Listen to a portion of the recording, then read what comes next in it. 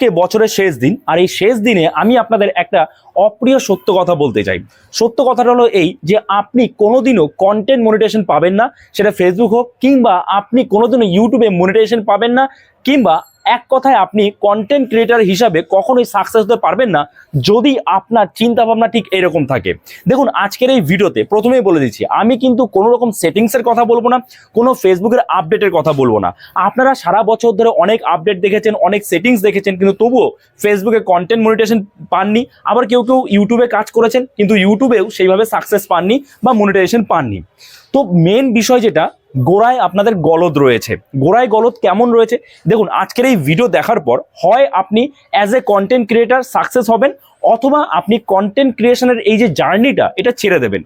আজকের এই ভিডিওটা ভালো করে বুঝবেন, যারা ভালো করে বুঝবেন তার কোনো রকম আর সেটিংস দেখার প্রয়োজন হবে না, তার কোনো রকম বলতে গেলে আপডেটেরও প্রয়োজন নেই। ভালো করে বুঝবেন আমি কি বলতে চাইছি, গোড়ায় গলদ রয়েছে আপনাদের। আচ্ছা, সবার প্রথমে আপনি নিজেকে প্রশ্ন করুন তো, যে আপনি এই যে কাজটা করছেন, কন্টেন্ট ক্রিয়েশনে এসছেন, ভিডিও বানাচ্ছেন, আপনি ভাবছেন ভিডিও বানালেই ইনকাম হবে, এই যে এরকম চিন্তা ভাবনা আপনার, এই চিন্তা ভাবনা কোথা থেকে আসলো? আপনার কি মনে হয় এতটাই ইজি কন্টেন্ট ক্রিয়েশন? আপনার মনে হয় আপনি কখনো আপনার 100% দিয়েছেন? হ্যাঁ, তবে ব্যতিক্রম আছে, ব্যতিক্রম অনেকেই আছে, অনেকেই ট্রাই করছে যারা 100% দিয়ে কন্টেন্ট ক্রিয়েট করছে, তবু কন্টেন্ট মনিটাইজেশন পাচ্ছে না। কিন্তু যারা ট্রাই করছে তারা একদিন না একদিন পাবে, দুদিন আগে হোক পরে হোক পাবে। আর আপনি ভাবছেন যে ওই তো 500 ফলোয়ার্সে পেয়ে গেছে, 1000 ফলোয়ার্সে পেয়ে গেছে, বা 2000 ফলোয়ার্সে পেয়ে গেছে, কিন্তু আমি তো পাচ্ছি না। কেন আমি পাচ্ছি না? আবার আপনি একবার গিয়ে তাদের জিজ্ঞেস করুন, যারা 500 ফলোয়ার্স, 1000 ফলোয়ার্স বা 2000 ফলোয়ার্সে পেয়েছে, তাদের কত টাকা ইনকাম হচ্ছে একবার গিয়ে জিজ্ঞেস করুন। দেখবেন তাদের কাছে মানে 1 পয়সা ইনকাম হচ্ছে না। কারণ অন্তত পক্ষে ফেসবুকে যাদের 500 1000 ফলোয়ার্স রয়েছে, দেখুন ইনকাম কিসের উপর হয়? ইনকাম আসবে ভিউজের উপরে। যদি ভিউজই না থাকে, আপনার ফলোয়ার্স কম থাকলে তো ভিউজও কম আসবে, কন্টেন্ট মনিটাইজেশন দিয়ে কি হবে? তো যাই হোক, সেই কথা পরে। আসল কথা যেটা, আপনি তো পানইনি কন্টেন্ট মনিটাইজেশন, কিংবা আপনি ইউটিউবে কাজ করছেন, তবুও সেখানে হয়তো কোনো রকম সাকসেস পাচ্ছেন না। মেন বিষয় যেটা গোড়ায় গলদ, আমি এর আগেই বললাম গোড়ায় গলদ কেন। আপনি আগে নিজেকে প্রশ্ন করুন, আপনি এই যে কাজটা করছেন, এই কাজটা করতে কি আপনার ভালো লাগছে? বা আপনি এই কাজটা করতে টায়ার্ড হয়ে যাচ্ছেন না তো? যেমন ধরুন, আমি আজকে এই যে ভিডিওটা বানাচ্ছি, আজকে খুবই ব্যস্ত, আজকে পিকনিক আছে, খুব ব্যস্ত, তবুও কিন্তু আমি ভিডিও বানাচ্ছি এবং চ্যানেলে আমি ভিডিও আপলোড করব। কেন? আমার এটা একটা ভালোবাসা বলতে পারেন, যে একটা চ্যানেল বানিয়েছি, আমি রেগুলার ভিডিও আপলোড করি, আর আজকে আমার বছরের শেষ দিন, আমার যারা অডিয়েন্স আছে তাদের তো আমি কিছু না কিছু শেখানোর চেষ্টা করব, কিছু না কিছু বোঝানোর চেষ্টা করবই। তো আমি অনেক ব্যস্ততার মাঝেও কিন্তু ভিডিওটা বানাচ্ছি। আমাকে জোর করে কিন্তু আমি যদি আজকে ভিডিও নাও বানাই, খুব একটা কিন্তু আমার মানে সমস্যা হবে না। এমনটা কিন্তু নয় যে খুব সমস্যা হয়ে যাবে ভিডিও না বানালে, তা কিন্তু না। কিন্তু বানাচ্ছি, কেন বানাচ্ছি? যে বছরের শেষ দিন আমার চ্যানেলে ভিডিও আসবে না, এটা হয় না।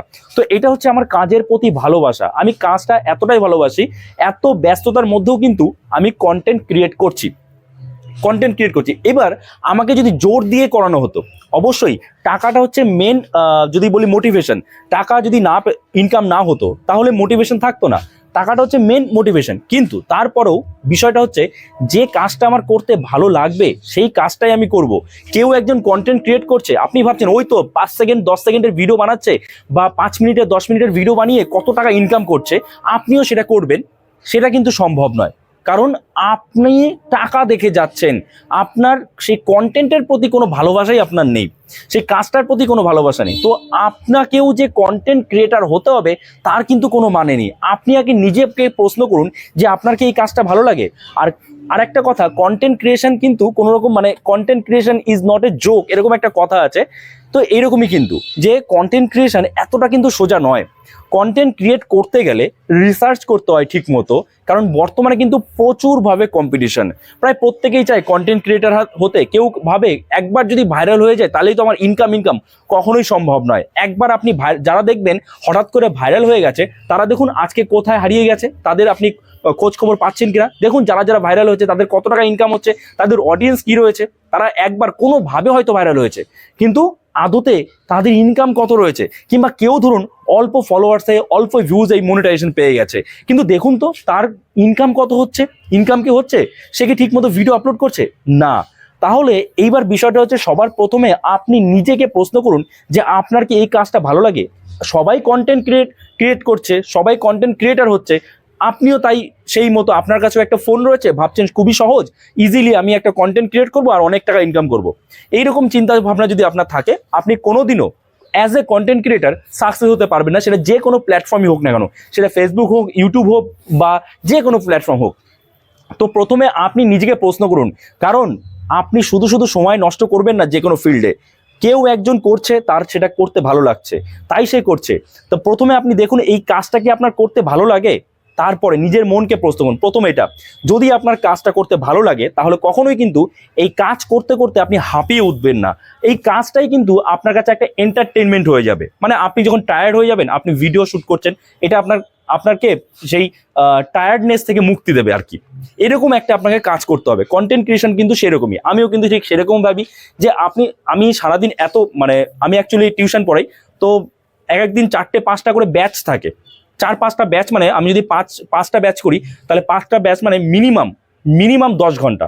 10 ঘন্টা পড়ানোর পরেও কিন্তু আমি পার ডে দুটো করে ভিডিও আপলোড করি। আমার এই চ্যানেল, আরও একটা চ্যানেল রয়েছে, দুটো চ্যানেলে কিন্তু দুটো ভিডিও আপলোড হচ্ছে। একটা কাজে সময় দেওয়ার পরেও আমি কিন্তু এই কাজটা করছি, কারণ এই কাজটার প্রতি আমার ভালোবাসা রয়েছে। আমি এটাই আপনাদের বোঝাতে চাইছি যে কেউ একজন ভিডিও বানাচ্ছে তার মানে এই নয় যে আপনাকেও ভিডিও বানাতে হবে। কারণ আপনার কাছে সোজা লাগছে ভিডিও বানানোটা, 5 মিনিটের ভিডিও বানানো খুবই সোজা মনে হচ্ছে, কিন্তু বাস্তবটা কিন্তু তা নয়। একটা 5 মিনিটের ভিডিও বানাতে যদি ইনফরমেটিভ ভিডিও হয়, তাহলে সেই ইনফরমেশন জোগাড় করা, অর্থাৎ রিসার্চ করা এবং ভিডিও বানানো, থাম্বনেল বানানো, আপলোড করা, এগুলো করতে করতে মিনিমাম 2 থেকে 2.5 ঘন্টা সময় লাগে। আর অন্য ক্যাটাগরি যদি বলি, যদি ব্লগ ভিডিও হয়, তাহলে তো আরও বেশি সময় লাগবে।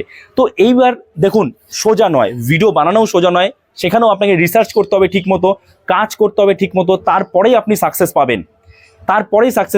আপনি যদি ঠিকমতো রিসার্চ না করেন, আপনি জাস্ট মানে নিজের ইচ্ছা মতো যে কোনো ভিডিও বানিয়ে আপলোড করে দিচ্ছেন, কোনো রকম রুটিন মেনটেন করছেন না, যা খুশি বানিয়ে দিচ্ছেন, ভাবছেন না সেটা নিয়ে, আপনি কোনোদিনও সাকসেস হতে পারবেন না। তাতে আপনি 3টে 4টে 5টা যা ভিডিও দেন না কেন, কোনো দিনও সাকসেস হতে পারবেন না।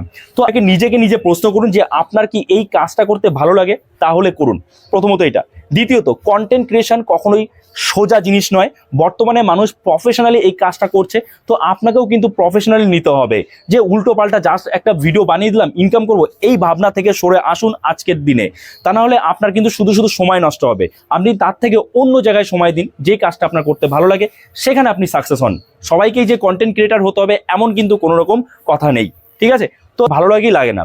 দ্বিতীয়ত, আপনি কি নিয়ে কন্টেন্ট বানাবেন, যে কোনো একটা ক্যাটাগরি মানে সব রকম ক্যাটাগরির কিন্তু অডিয়েন্স আছে।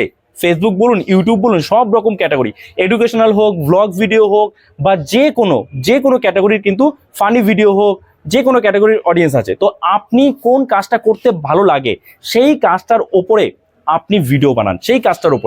আপনি ভিডিও বানান, অবশ্যই আপনি সাকসেস হবেন। তৃতীয়ত যেটা, আপনাকে কিন্তু নির্দিষ্ট রুটিন মেনটেন করতে হবে। রুটিন মেনটেন না করলে কিন্তু হবে না। আপনাকে কনসিস্টেন্সি মেনটেন করে ভিডিও আপলোড করতে হবে, এবং আপনাকে চেষ্টা করতে হবে যে আজকের ভিডিও আমি এমন বানালাম, আগামীকালের যে ভিডিওটা হবে, আগামীকালের ভিডিও যেন আজকের ভিডিও থেকে ভালো হয়।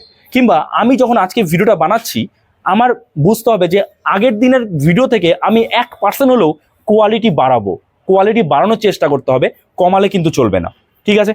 আচ্ছা, লাস্ট যে কথাটা আপনাদের বলবো সেটা হচ্ছে এই, যে আপনি এবার নতুন একটা প্রোফাইল, ফেসবুকে যদি কাজ করেন, নতুন একটা আইডি বানান। দেখুন, পুরোনো আইডি হলে সেখানে আপনি এক এক দিন এক রকম ভিডিও আপলোড করেছেন, এক রকম ক্যাটাগরির ভিডিও আপলোড করেছেন, তাহলে বন্ধ করুন। আপনি একদম ফ্রেশ একটা পেজ বা প্রোফাইল বানান, ঠিক আছে, ফেসবুকে। আর যদি ইউটিউবে কাজ করেন, সেটাও আপনি করতে পারেন, একদম ফ্রেশ বানিয়ে আপনি ঠিক করুন যে আপনি এখানে এই ক্যাটাগরির ভিডিও দেবেন। একদিন পর হলে একদিন পরই দেবেন, দুদিন পর হলে দুদিন পরই দেবেন, ঠিক আছে? তো কনসিস্টেন্সি মেনটেন করে কাজ করুন, দেখবেন ভালো করে রিসার্চ করে যখন আপনি কাজ করেন, এক কথায় আপনি যখন আপনার 100% দেবেন না কোনো কাজে, তো সেখানে সাকসেস আসতে বাধ্য, দুদিন আগে হোক পরে হোক। তো বছরের শেষে আর একটা কথা বলে দিই যে নতুন বছর সবার অনেক ভালো কাটুক, 2026। তবে সাথে সাথে আরেকটা কথা বলে দিই যে আপনার জীবনে নিউ ইয়ার তখনই আসবে যখন আপনি নিজেকে চেঞ্জ করবেন। যেদিন থেকে আপনি নিজেকে চেঞ্জ করা শুরু করবেন, সেদিন থেকে কিন্তু আপনার নিউ ইয়ার স্টার্ট হবে। ওকে, তো দেখা হচ্ছে নতুন কোনো ভিডিওতে, নতুন বছরে। শুভেচ্ছা সবার জন্য রইল, সবাই ভালো থাকবেন।